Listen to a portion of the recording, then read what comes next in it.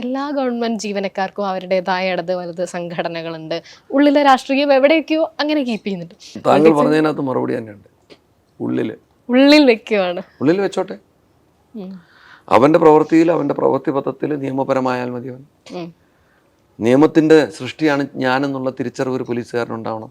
എനിക്ക് യൂണിഫോം ഇടുന്ന തൊട്ട് ഞാൻ ഈ മഫ്റ്റി ഡ്രസ്സ് ഇടുന്നതിന് എൻ്റെ ഷൂവിന് ഒരു നിയമമുണ്ട്, ഒരു നിഷ്കർഷയുണ്ട്. ആ നിഷ്കർഷയ്ക്ക് അനുസരിച്ച് മാത്രമേ ഞാൻ ജീവിക്കൂ. ആ നിഷ്കർഷ അനുസരിച്ച് മാത്രമേ ഞാൻ എൻ്റെ കർമ്മപഥത്തിൽ സഞ്ചരിക്കൂ. എൻ്റെ കർമ്മപന്ഥാവിനെ വഴിയൊരുക്കുന്നത് നിയമമാണ് എന്നുള്ള അവബോധം പോലീസുകാരന് കൃത്യമായി ഉണ്ടായാൽ മതി. അവൻ്റെ ഉള്ളിലെ രാഷ്ട്രീയം എന്താണ്, അവൻ്റെ ചിന്ത എന്താണെന്നുള്ള ആരും ചോദിച്ചില്ല.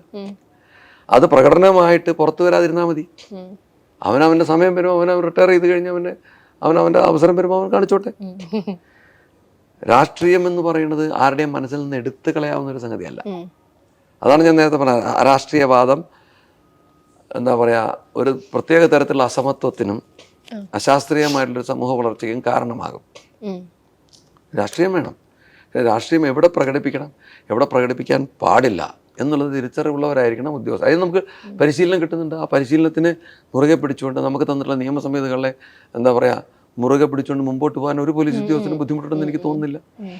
അങ്ങനെ ബുദ്ധിമുട്ടുള്ളവൻ യഥാർത്ഥ പോലീസ് ഉദ്യോഗസ്ഥനല്ല. അവനെ അവിടെയാണ് പരിശീലിപ്പിക്കേണ്ടത്.